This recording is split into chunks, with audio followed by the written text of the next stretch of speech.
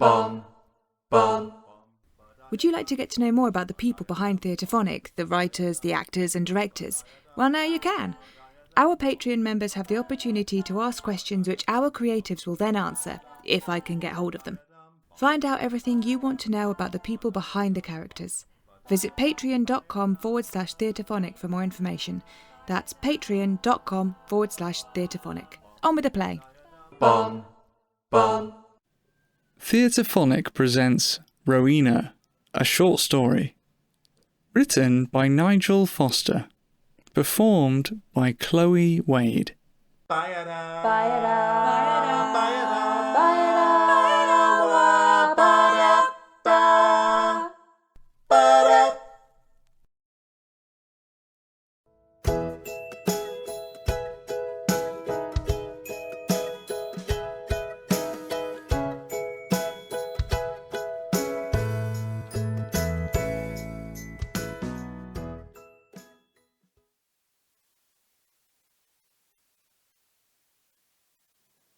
Rowena stared blankly down at the black cordless phone balanced in her wrinkled hand. Her glasses caught the sunlight that streaked into the cluttered parlour and gave them a milky opaqueness that could easily be mistaken for the blankness of stupidity. Her mind simply could not comprehend what had gone wrong with the wretched thing. It had worked fine yesterday. Today, the little light still came on all right. But no matter what she pressed, she could not get any number to dial at all. She had never been a particularly quick-witted person, even when she wore the plain wedding dress shown in the ornate silver photo frame on the sideboard in those distant black and white days of her youth. Now her hair was pure white and no longer loose but cut in a short style, and it was so fine that the slight wave in it did nothing to hide the outline of her pink skull underneath. Now her back was a little more rounded under her apricot cardigan. Now the telephone would not work. Rowena was at the age when the unexpected rattled her. An old friend who chanced to drop by without warning, and who had not, in all honesty, even expected a cuppa and a Garibaldi, would find her surprisingly unwelcome. Changes to her routine upset her so much that sometimes the stress of it all, entwined with frustration, would bring her close to tears. And here was another aching catastrophe. She had just remembered that she had been meaning to talk to her Colin, and before that transient thought could flutter free and escape, she had gotten up from a cosily tatty armchair and crossed over the hearth rug to the telephone. She recalled with irritation the day, many moons ago, when the telephone people had taken away the friendly low purr her telephone had always made when you first pick up the handset, and they'd replaced it with an annoying hum. To Rowena, it was like having enjoyed the familiar warmth of a loving cat for many years, and then one day suddenly finding that its place had been usurped by a noisy little boy with a mouth organ permanently stuck to its lips, incessantly playing just the one tedious note. That interruption to her life was some time ago now, but nonetheless there was still a twinge of pain and sadness when it came to mind.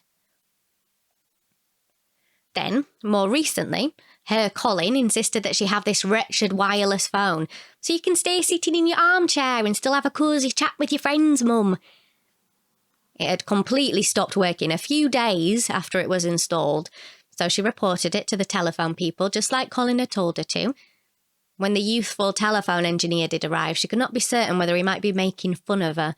She was pretty sure he had smirked when he had finished listening to her explanation of the problem. "Now, don't you worry," he had said to her, using that louder, slower delivery that people used when talking to the old folks up at the Dunsmore home. "It's all right. What you need to remember to do is always put the phone back in its special cradle here," pointing at the base station. "There are batteries inside, and they will go flat if you leave it off the cradle for too long. No matter. Now I've put it back in its proper place, it'll be ready for you to use again in an hour's time." All these painful memories flooded back as she stood in the morning sunbeams, glaring down at the phone. She just wanted to talk to Colin, and this wretched thing would not let her. A few minutes ticked by. And then reluctantly, she replaced the phone back on the base station with her lips set in a firm line. What to do now? But she would have to get the people from the telephone company back to mend it. But how on earth was she going to get in touch with them? After a few more moments of indecision, Rowena decided to put the kettle on and have a nice cup of tea. She had learned enough about herself over the years to know that she would function heaps better after a good hot cuppa. In the kitchen, she plugged in the kettle and sought out her favourite teacup and saucer.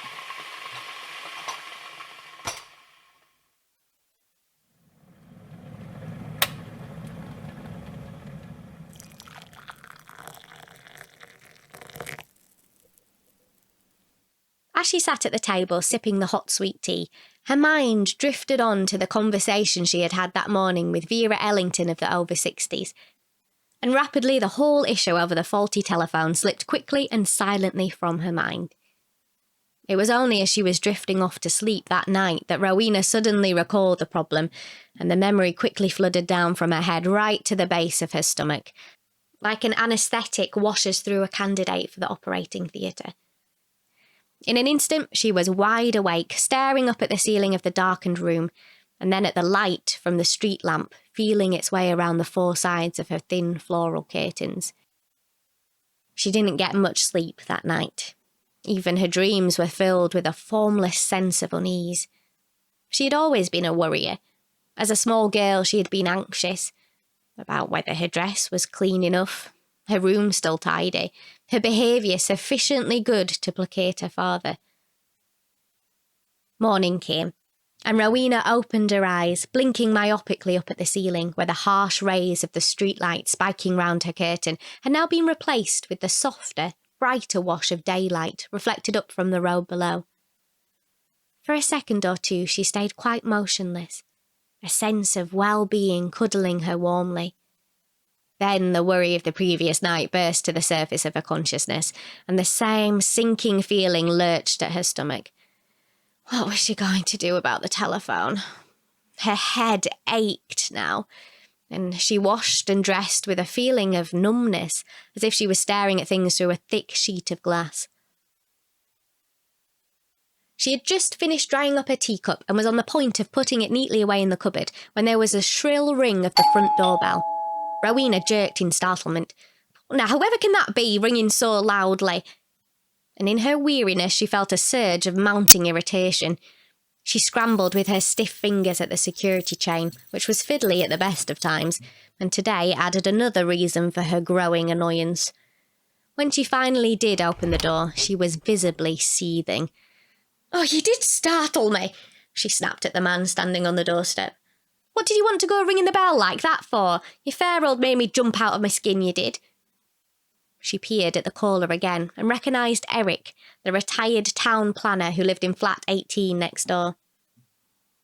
"Morning, Rowena," he said, totally ignoring the grouchy greeting. He had grown used to her over the years. She was most definitely the exception to what they say about folks mellowing with age. Rowena could be just as cantankerous a so-and-so now as she was when he and the missus had first moved into the court, shortly after the death of Rowena's husband. That would be nigh on 12 years ago now. "I just popped by to see if I could get you anything. I'm just off into town," he explained. "But what am I going to do about the telephone?" she demanded boldly of him, totally brushing aside his offer. "What's up with your phone then, love?" he asked gently, trying to calm her down. It was evident she was properly out of sorts this morning. And so Rowena came to explain to Eric all about the telephone and how it wasn't working just when she needed to talk to her Colin, and how she was sure she would forget what it was she wanted to talk to him about, and so he might feel that she didn't care about him anymore, and she couldn't report it out of order to the telephone people because it was out of order, and she just didn't know what to do, and she was beside herself with worry and hadn't slept a wink all night long fretting about it. There was more. Some 10 minutes more. But Eric was never a hasty man. and now that he had finally escaped from the daily plod of working at the town hall, he was never impatient to get away from his neighbour. The supermarket was hardly likely to run out of chocolate digestives in the small time it took to help Rowena sort out her problem. He listened carefully and sympathetically, and then volunteered to use his own telephone to call the repairmen round to Rowena's house. Rowena's first reaction was irritably to reject the proposal. It couldn't possibly be of any help at all because it was her phone that was broken and not his, so how could using his telephone be of any use? However, Eric gently persisted, and eventually, as Rowena's irritation subsided, he persuaded her that he should at least have a go. "After all, Rowena," he added, "it really is no problem, and we've got nothing to lose. What say you I give it a try?" She said yes to this, and then, without a word of thanks, closed the door and settled down to her customary morning game of Scrabble against herself. The scorecard was always marked self and other for these solo matches. Yes, now she reflected on the conversation with Eric, she did start to feel that it had been a most satisfactory outcome, and swiftly her cares dissolved like the sugar in a mid-morning cup of tea.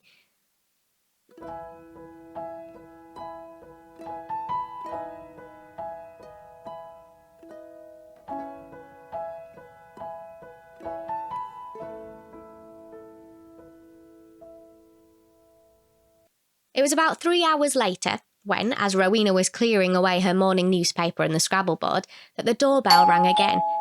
The electric bell interrupted her reverie about what she wanted to cook for lunch, and she opened the door without really being properly with it. Standing on the step was a man, middle 50s with a kindly warm smile, and hair which was more grey than brown. He was dressed in a navy blue tunic top and matching trousers with a company symbol on his left breast pocket. In his hand he held a smart grey and red metal toolbox. Rowena stared blankly at him through her glasses. Her unblinking and unsmiling stare certainly did not convey any welcome to this unsolicited caller. "Good morning. Mrs. Rainsford?" he began, politely enough. "Yes," she replied, with more than a hint of suspicion in her voice. The man continued unabashed by the hostile glare he was receiving.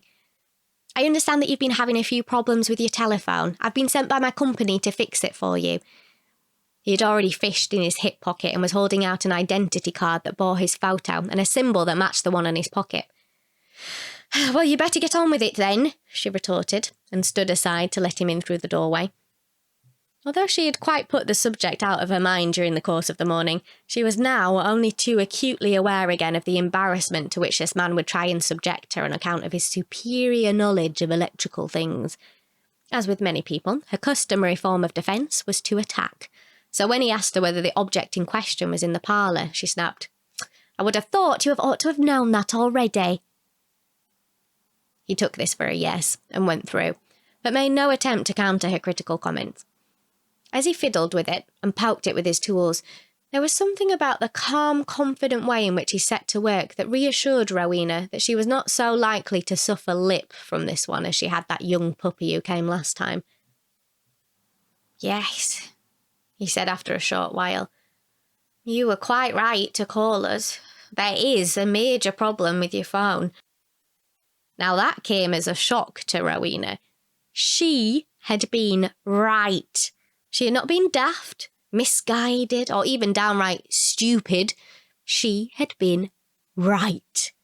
She had feared that the phone would have miraculously started working again just to embarrass her, as so many other things of hers had done in the past when brought to the magical presence of a repairman. Her broken television had worked perfectly as soon as the engineer turned it on when he arrived, and the washing machine man had not been able to trace the ominous thudding noise that had worried her for 3 whole weeks before she summoned him. She felt so emboldened by his reassuring manner that she offered him a cup of tea, a gesture she very rarely extended to any member of the tribe of repairmen. When he said yes, he would love a cup, she left him to it and bustled into the kitchen. She returned some 5 minutes later with a hot, steaming mug. Workmen only ever got mugs. You never know what they might do to a best china. Plus, because he had agreed so eagerly to the offer of a cuppa that he was probably famished as well, a few biscuits arranged on a blue plate. The man was obviously engrossed in his work because he only first betrayed that he was aware of her presence as she set the crockery down. Without looking up at her, he said, "Just look at this." She peered round his arm, she was almost a foot shorter than him, and looked at the cable which normally runs from the bottom of the base station and into the wall. But now the man had unplugged the cable and had snipped off the sort of flat plastic plug which used to be on the end. He had also stripped back the outer plastic coating around the exposed wires and was now looking intently at the bare ends. "This," he said in a friendly tone, as if beginning a lecture, "is the latest in fibre optic cable technology." This meant nothing to Rowena at all, but she had no intention of being impressed, whatever the nice man wanted. "But," he continued, "can you see them?" She was not quite sure what it was she was supposed to be looking at, so she peered again at all the bits he was holding, but made no reply. "Here," he said, sensing her incomprehension. He indicated an area of bare cable with the end of his screwdriver, the one with the silver metal handle and the amazingly tiny chiselled shaft. Rowena looked again, more closely now, and by focusing hard, she started to discern a jumble of tiny black squiggles trapped inside the transparent cable. It reminded her of the way little insects sometimes got trapped in amber. "Do you know what they are?" he asked, without any trace of the schoolmaster. She was about to confess that she had no idea, when all of a sudden, as the strand he was holding caught the sunlight, she thought amongst the scrambled black lines she could see... She blinked and stared again, straining her eyes further. "Why, it's a letter A. A tiny, tiny letter A," she exclaimed, half in delight and half in wonder, and looked up for the first time into his face. He nodded and said, "Can you see that one?" indicating a little further down the cable. "Yes," she breathed. "It's an N." Then her mood changed. Her brows furrowed. "What are they? Why are they there? Where did they come from? I don't understand." "They are all your own words," he explained. "Everything you say into this mouthpiece," and he stubbed at it with his finger, "travels down this cable, through that white box on the wall, out down the street cables and along to the person you're talking to.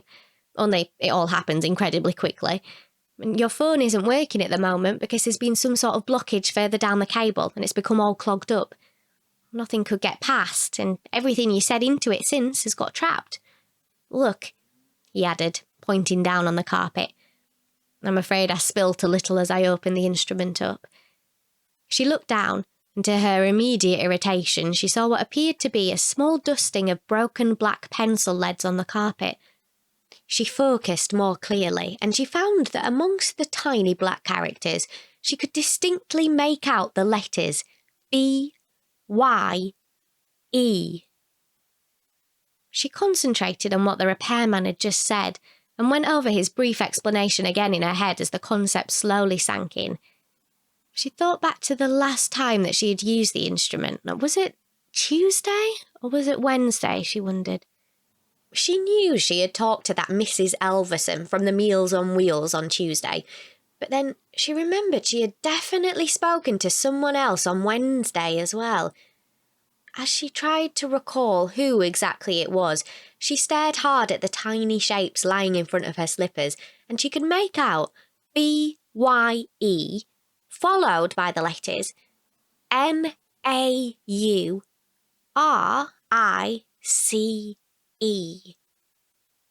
With the warm glow of realisation, she remembered it was the last words that she had said to Maurice Eccleston on Wednesday evening. "Goodbye, Maurice." She stooped down to pick them up, but they were so fine and delicate they disintegrated in her tremulous fingers. "I'll clear up the mess, of course," the man volunteered. "If you could please show me where you keep your dustpan and brush." Rowena vaguely motioned towards the understairs cupboard, visible through the open doorway, but her mind was all confused. Not a hard matter for her when confronted by modern technology. All those words that she had spoken into the telephone, she thought to herself. Over all those years. And just one blockage had caused her so much heartache. She was not really aware of the telephone man fussing around, wielding her old scratched yellow dustpan and brush. She didn't even see into which bin he emptied out the collection of tiny broken letters he'd neatly swept up.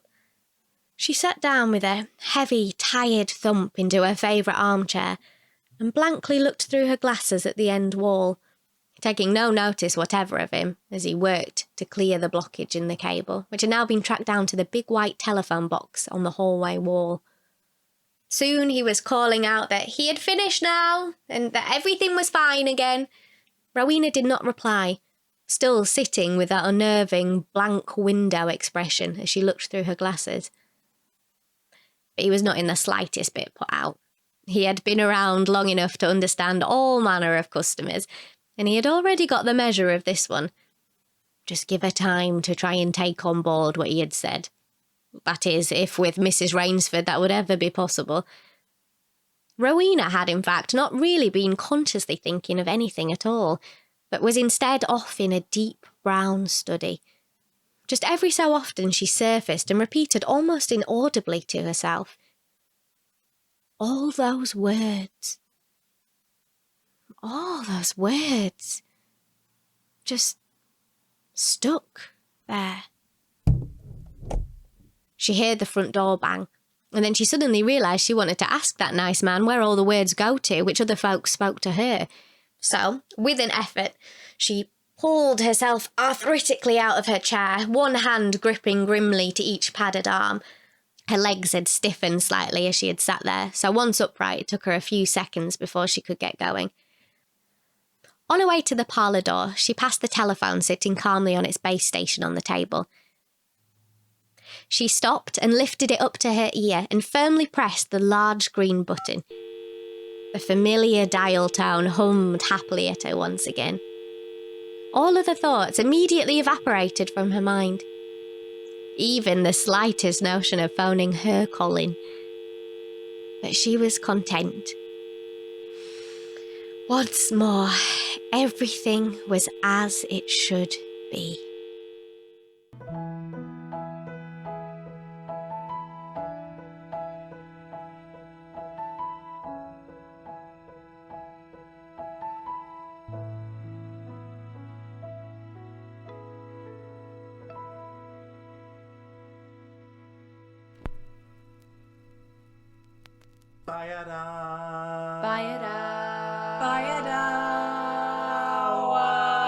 You have been listening to Rowena, a short story. Written by Nigel Foster. Performed by Chloe Wade. Produced by Cat on a Piano Productions. For a full list of the music in this production, please see the show notes. The Theatrephonic theme tune was composed by Jackson Pentland. Performed by Jackson Pentland, Mollie Fyfe-Taylor, and Emmeline Braefield. For more information about the Theatrephonic podcast, go to catonapiano.uk/Theatrephonic. Tweet or Instagram us at Theatrephonic, or visit our Facebook page. If you enjoy Theatrephonic and would like to get more content, please consider becoming a patron by going to patreon.com/Theatrephonic. Please don't forget to rate and review.